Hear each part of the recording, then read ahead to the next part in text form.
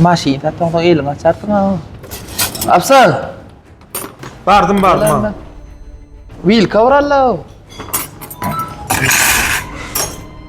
Aha, ejjani şumun kujetden afsal. Ejjani näme?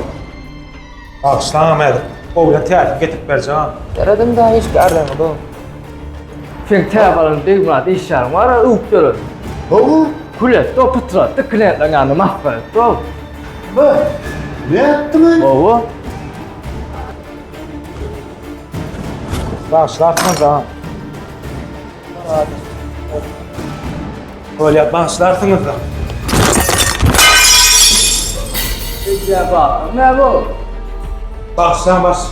Bolsun näme öpsen? Hani gelen verik. Bolsun da näme öpsen?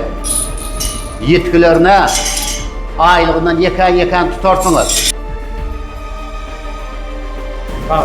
Bağışlanmaz. Geçen aylığından berme. Gümedin gözüme görünmesin, düşündünüz mü?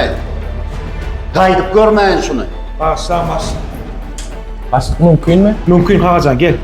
İki saniye olan işte olarak gelirler de. İşte olarak gelirler. Hava. Çağırayım.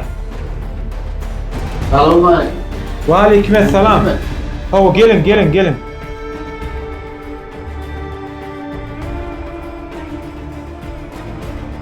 Geçin oğlanlar. Geçin. Oturun.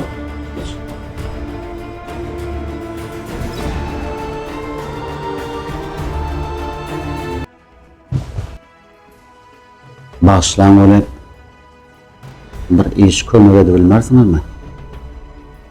Eden yanlış mı düşünýän? Bağışladı.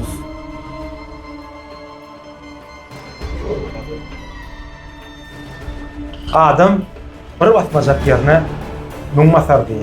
Elbette açmacak ya kapmacak kapın yoktur.